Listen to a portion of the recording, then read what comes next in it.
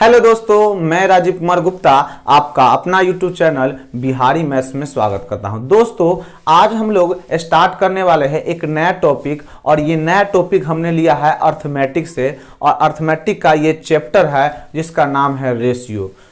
दोस्तों, हमने ये चैप्टर क्यों लिया है ये आप सोच रहे होंगे दोस्तों। तो हमने कल के क्लास में आपको बताया था दोस्तों कि जिसका ज़्यादा कमेंट रहेगा उसी पार्ट को स्टार्ट किया जाएगा। तो हमने देखा कि ज़्यादा से ज़्यादा बच्चों का कमेंट था अर्थमेटिक सर।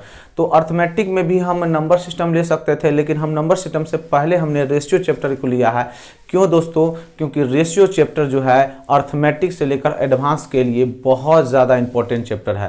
क्योंकि इस चैप्टर के माध्यम से जो बाकी जितने भी चैप्टर हैं उसका जितना भी डिफ़िकल्ट प्रश्न बनते हैं रेशियो मेथड से बहुत ही ईजी तरीका में से सॉल्यूशन किया जा सकता है दोस्तों। तो दोस्तों, हम आपसे अनुरोध ये कर रहे हैं कि ये चैप्टर आपके लिए काफ़ी इंपॉर्टेंट है, इसीलिए आप इसको अच्छी तरह से पढ़ें। तो चलिए दोस्तों, विलंब न करते हुए बढ़ते हैं क्लास की ओर। सबसे पहला नंबर दोस्तों आता है कि रेशियो यानी अनुपात कहते किसको है। तो सबसे पहला नंबर देखिए, अनुपात का सबसे पहला नंबर आप देख लीजिए कि सिंबल क्या होगा। तो ये देखिए, ये अनुपात है, एक होता है आपका समानुपात। यानी अनुपात का जो सिंबल रहेगा वो समझिए कि 2 बिंदु और समानुपात का सिंबल रहेगा 4 बिंदु।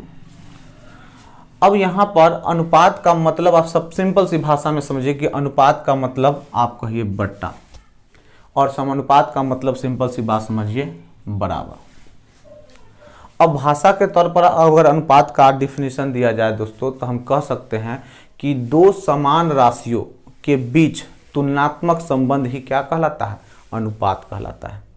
जैसे हम एग्जाम्पल लेते हैं दोस्तों, जैसे हमने लिया कि ए एक व्यक्ति है जिसके पास 100 रुपया और बी एक व्यक्ति है जिसके पास 200 रुपया। आप देख रहे हैं दोस्तों, इस दोनों के बीच अनुपात निकाला जा सकता है। क्यों निकाला जा सकता है दोस्तों? क्योंकि ये दोनों समान राशि है। समान राशि है मतलब क्या? ये रुपया में है तो ये भी रुपया में है।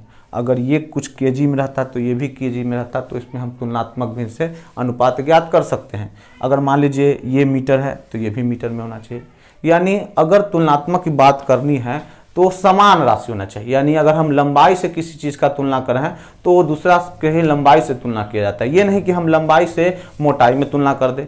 तो ये ऐसा नहीं दोस्तों, ध्यान रहे दोस्तों कि अगर किसी चीज़ के लंबाई से तुलना करते हैं तो लंबाई में तुलना करेंगे, अगर वेट से तुलना करते हैं तो वेट से तुलना करेंगे दूसरे के, और अगर मान लीजिए हाइट से तुलना करते हैं तो दूसरे के हाइट से तुलना ही करेंगे। अगर रुपया से तुलना करते हैं तो रुपये से तुलना होगा, अगर पैसा से तुलना करेंगे तो पैसा ही से तुलना होगा। ऐसा नहीं कि रुपया को हम मीटर से तुलना कर दे और उसके बाद अनुपात निकाल दे कहेंगे यही अनुपात, तो नहीं दोस्तों, ये अनुपात नहीं हुआ। बात समझ पा रहे हैं दोस्तों? तो यहाँ से देखिए कि दो समान राशि है तो इसका जब रेशियो निकालेंगे तो ये कट गया 1 मरते में 100 से, ये 2 मरते में, यानी इनका रेशियो क्या हो गया? 1:2। बात समझ में आई दोस्तों? अब एक और हम एग्जाम्पल ले लेते हैं। जैसे सिंपल सी बात, हम बोले कि ए बराबर जो है 20 रुपया और बी बराबर है 60 रुपया। अब ध्यान से देखिए, सिंपल सी बात दोस्तों कि ये दोनों जो है वह रेशियो में आप देख लीजिए, इस दोनों के बीच रेशियो निकलेगा तो यहाँ से देखिए दोनों समान राशि होना चाहिए। तो देखिए क्या दोनों समान राशि है? तो आप कहोगे निश्चित कि सर जी हाँ समान राशि है। तो कैसे? तो ये भी रुपया में है, ये भी रुपया में है, तो इसका क्या कर सकते हैं? रेशियो निकाल सकते हैं। तो ध्यान से देखिए, 20 से 1 मरते हैं, 20 से 3 मरते में, नहीं 1:3। तो उम्मीद है दोस्तों अनुपात के बारे में जो छोटी सी जानकारी है वो आपको अच्छी तरह समझ में आया होगा। अब बढ़ते हैं सबसे पहला नंबर अनुपात से एकदम छोटे से क्वेश्चन से हम स्टार्ट करते हैं दोस्तों। बढ़ते हैं दोस्तों आपके प्रथम क्वेश्चन की ओर।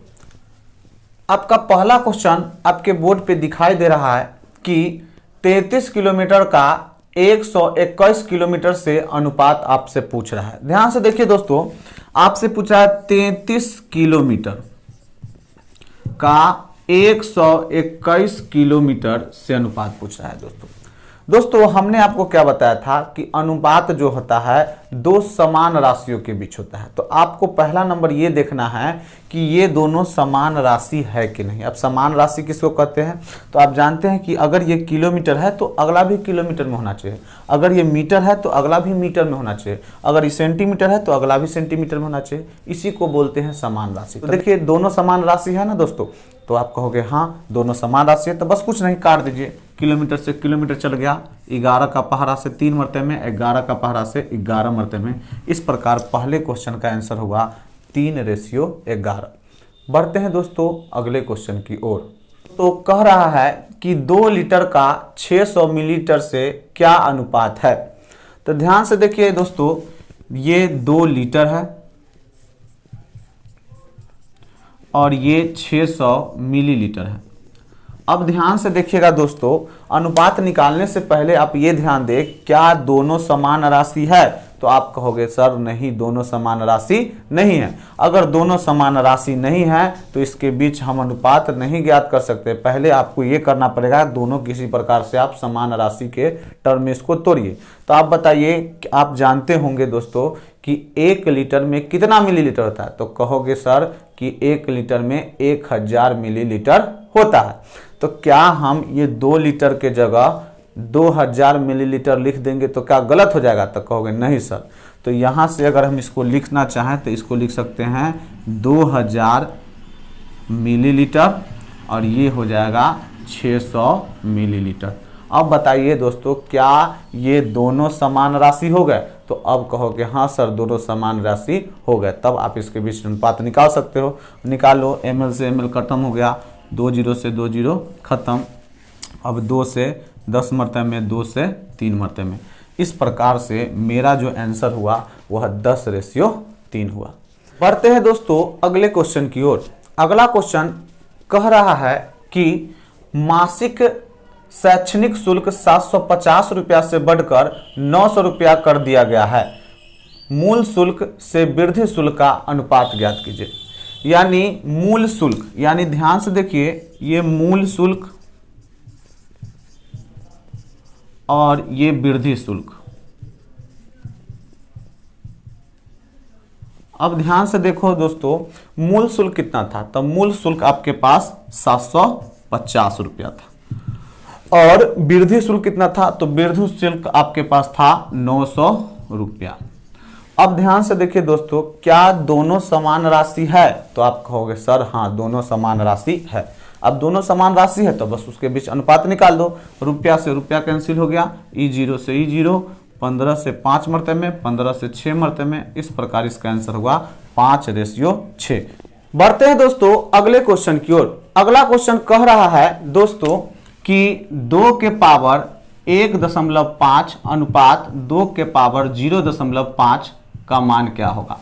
दोस्तों हमने पहले बताया था कि अनुपात का मतलब सिंपल सी भाषा में आप समझिए कि बट्टा। अनुपात का मतलब सिंपल सी भाषा में आप क्या समझिए कि बट्टा। यानी इसको अगर हम लिखना चाहें तो ऐसे भी लिख सकते हैं 2 के पावर 1.5 अब बट्टा 2 के पावर 0.5। अब एक बात ध्यान से, बट्टा का अर्थ एक प्रकार से क्या हो गया, भाग। अगर बट्टा का अर्थ भाग हो गया तो अब ध्यान से देखिए कि आधार सेम होने पर गुना में पावर जुड़ते हैं और भाग में पावर क्या है, घटते हैं। तो क्या बताइए ये गुना है कि भाग होगा। तो आप कहो कि भाग हो गया सर एक तरह का। तो आप ये कह सकते हो कि आधार सेम है तो भाग में पावर घटेगा, यानी घटे जाएगा पावर। तो 2 के पावर होगा 1.5 में से 0.5 घटाएंगे तो बचेगा कितना, 1। और नीचे क्या बच गया, 1। और 2 के पावर 1 का अर्थ हो गया 2, अब बट्टा नीचे 1 और 2/1 का अर्थ हो गया 2:1। इस प्रकार से इस क्वेश्चन का आंसर हो गया 2:1। अब बढ़ते हैं दोस्तों अगले क्वेश्चन की ओर। अगला क्वेश्चन कह रहा है दोस्तों कि 4 के पावर 3.5 अनुपात 2 के पावर 5 का मान क्या होगा। दोस्तों आप जानते हैं कि अनुपात का मतलब क्या होगा, बटा। यानी इसको लिख सकते हैं 4 के पावर 3.5 बटा 2 के पावर कितना, 5।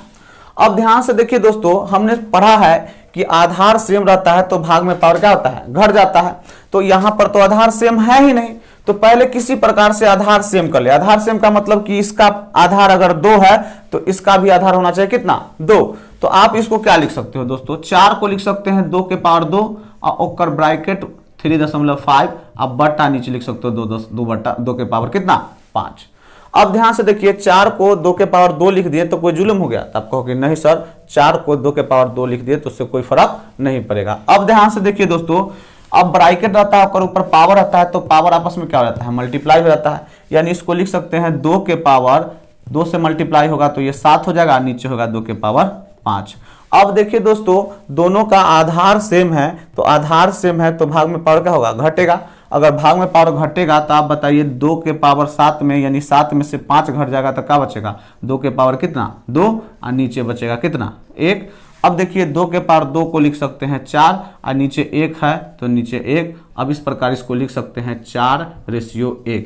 तो इस प्रकार से इसका आंसर हो गया दोस्तों 4:1। पढ़ते हैं दोस्तों अगले क्वेश्चन की ओर। अगला क्वेश्चन कह रहा है दोस्तों कि निम्न में से कौन सा अनुपात 1/2 अनुपात 1/3 अनुपात 1/4 के बराबर है। ध्यान से देखिए दोस्तों, 1/2 है, 1/3 है और 1 कितना है, 4 है। अब यहां से देखिए दोस्तों, आपको दे दिया फ्रैक्शन में रेशियो, अब पूछ रहा है बिना फ्रैक्शन में। तो ध्यान से देखिए, जब भी क्वेश्चन फ्रैक्शन में रेशियो दे और बिना फ्रैक्शन का रेशियो पूछे तो आप इसको फ्रैक्शन हटा सकते हो। कैसे हटा सकते हो दोस्तों, तो नीचे वाला जो भी है उस सारे अंक का आप एलसीएम ले लो और एलसीएम लेकर जितना एलसीएम आए, अगर एलसीएम 10 आए तो 10 में सबसे मल्टीप्लाई कर दो, अगर एलसीएम 20 आए तो 20 से सब में मल्टीप्लाई कर दो, अगर 30 आए तो 30 से मल्टीप्लाई कर दो।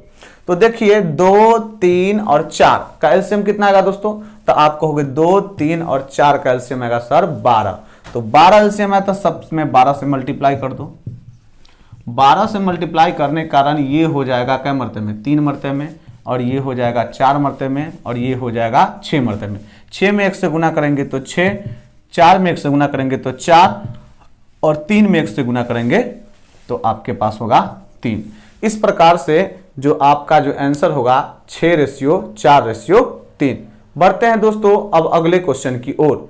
अगला जो क्वेश्चन है दोस्तों, पिछले ही टाइप का क्वेश्चन है। वो कह रहा है कि 2/3 अनुपात 3/5 अनुपात 1/4 जो है किसके बराबर है।